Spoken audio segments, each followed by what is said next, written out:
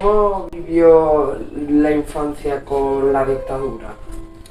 Pues en mi caso particular, yo tuve una infancia muy feliz, porque claro, era muy pequeña, tampoco sabía todo lo que había respecto al franquismo, no me daba cuenta.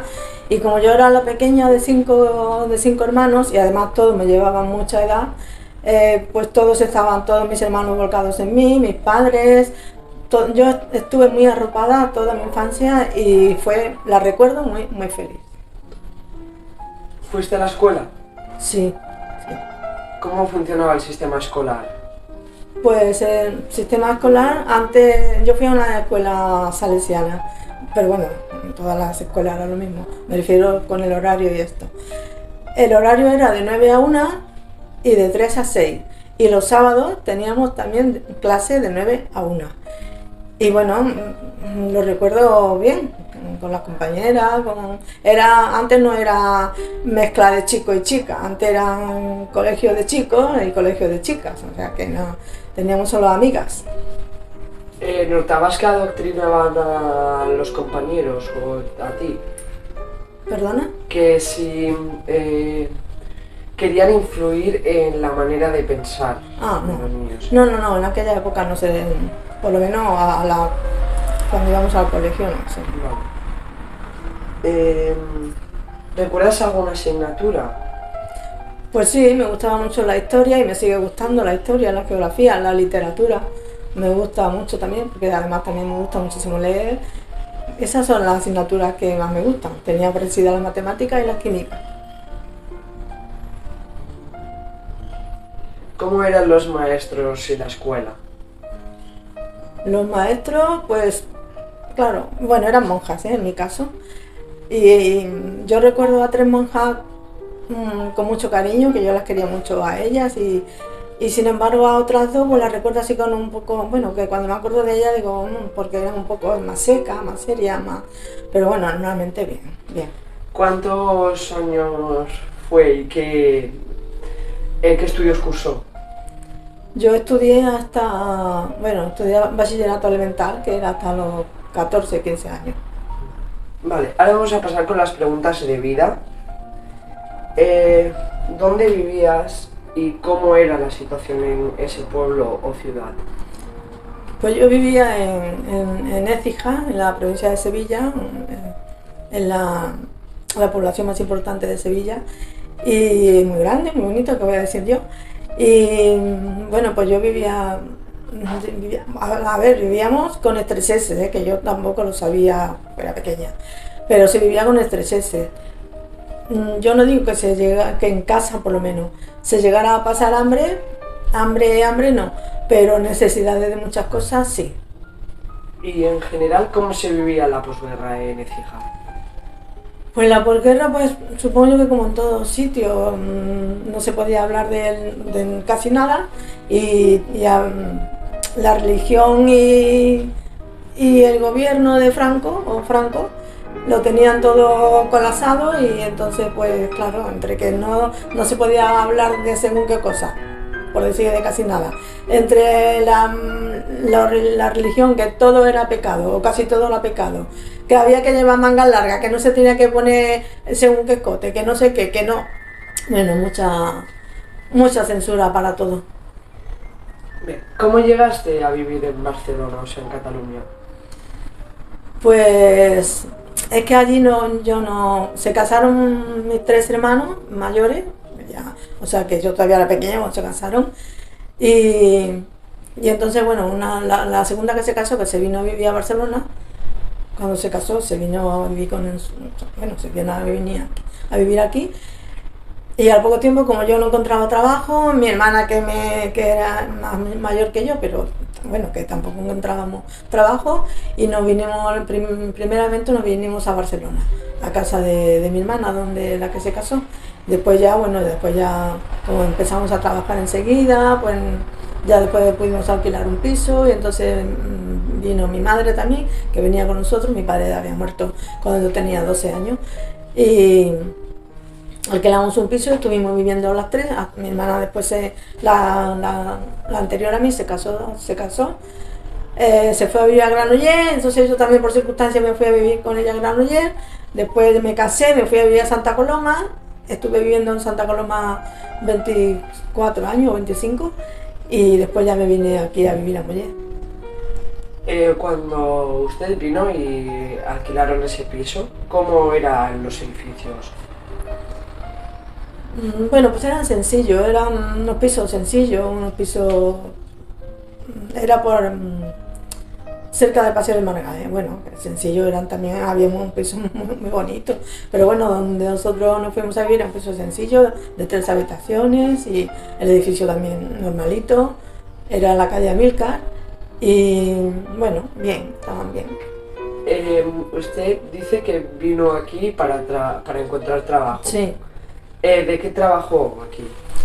Pues yo vine cuando el primer trabajo que encontré nada, a la semana de llegar aquí, estuve trabajando 15 días en la fábrica de Simón, que son de enchufes y cosas de eléctrica y estas cosas. Pero enseguida, como yo, bueno, sabía escribir a máquina, había tenido ciertos estudios, pues lo que yo buscaba era un trabajo de oficina, ¿no? Y enseguida encontré un trabajo en la Rambla de Cataluña, que era la editorial Labor.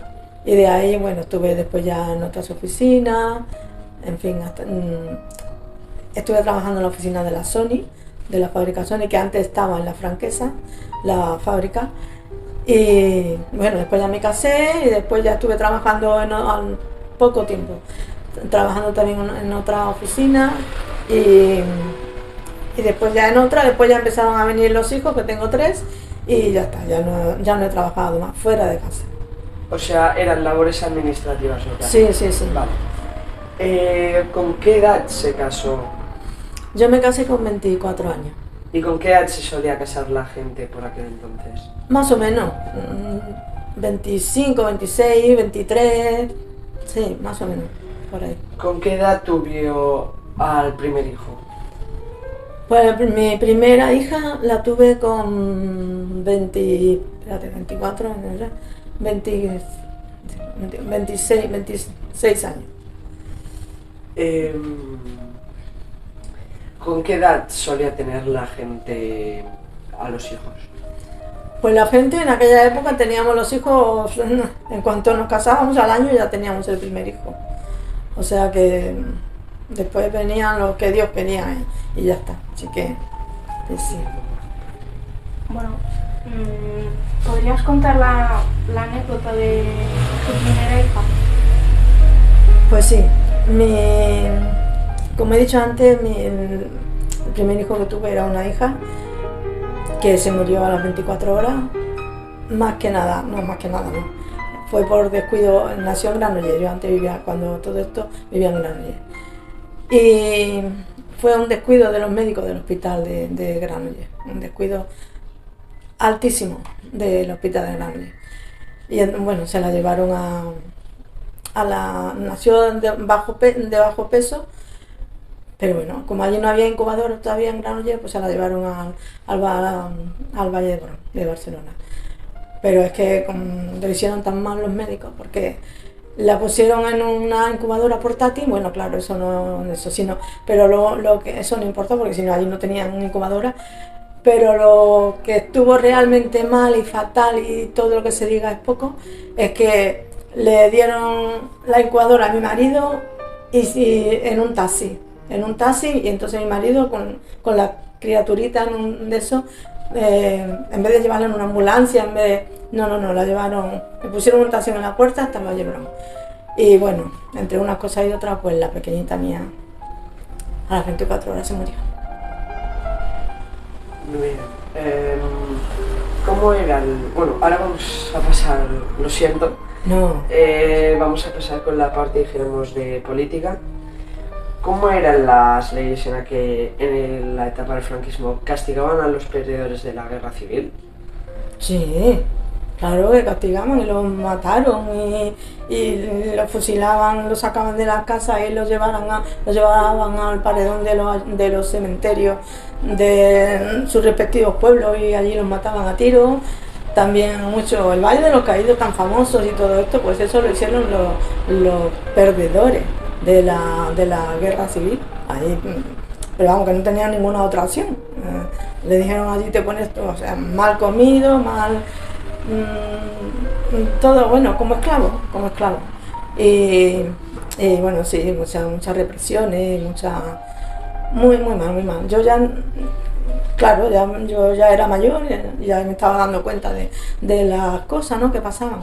Pero bueno, sí, que muy mal, todo muy mal. Muchas represiones, no se podía decir nada, no se podía, en fin, fatal. ¿Su padre fue a la guerra? Mi padre no. ¿Cómo te trató el régimen franquista por el hecho de ser mujer? ¿Te trató diferente?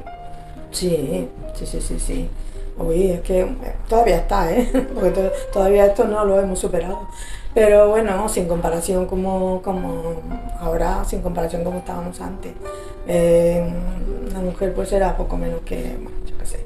No nos consideraban en nada, no teníamos, claro que teníamos opinión, pero bueno, pues te la tenías que guardar, depende de qué opinión te la tenías que guardar, pues tampoco, si sobresalías un poco, pues ya, ya... Nada, ya era esto, ya era lo otro, ya nada, había que guardarse las opiniones, si quería vivir un poquito en paz. ¿Se exilió algún familiar suyo? No. ¿Viste o tuviste algún altercado con los nacionales? ¿Con los...? No, yo lo sé, por lo mismo que lo saben muchísima gente por la televisión. Con eso que dicen muchos hombres sobre todo, que corrían delante de los grises y todo esto, pues yo solo lo veíamos bueno, porque normalmente eso creo que pasó en Madrid, ¿no?, más que en ningún otro sitio. Pero yo lo sé por lo de la televisión, no lo vi personalmente. ¿Usted de qué bando era? Bueno, antes no era, hasta que no se murió Franco, la verdad es que no podíamos ser de nada, ¿no? Y después ya sí, ya empecé yo cuando ya la cosa era un poco más de libertad, se podía hablar, se podía opinar, pues entonces yo ya me fui al bando de la izquierda. ¿Cómo vivió la muerte de Franco y la transición de la dictadura a la democracia? Pues la muerte de Franco, la recuerdo el día que se murió, la recuerdo con miedo, porque como estábamos y no sabíamos cómo iban a reaccionar los militares ni nadie, o sea, como con miedo. Además que yo fue, madre mía, 3 días sin, bueno, antes nada más que teníamos en la televisión primera, segunda cadena, pero todo, 3 días solamente con música fúnebre, o sea que aquello fue triste, en ese sentido, pero después ya, pues ya sabíamos que nos habíamos librado de un dictador y estábamos un poco contentos y esperanzados. Después ya, claro, por la transición, pues bien, como fue una cosa tranquila y una cosa que no hubo ningún sobresalto de nada, pues bien. Ese miedo que usted tenía, ¿venía dado porque tenía miedo a que hubiera otra guerra? Sí. Otra guerra, pues, claro, como he dicho, porque si los militares se sublevaban otra vez, o sí, había miedo de otra guerra, sí. Vale. ¿Sentiste liberación entonces en cuanto a los temas que prohibió el franquismo? ¿Sentiste que ya podías hablarlos libremente, sin problemas? Sí, ya sentimos todos una liberación grandiosa. Bien. ¿Qué temas prohibidos había en el franquismo? ¿Temas prohibidos? Pues temas de política nada, o sea, allí nadie podía opinar de política ni nada de nada.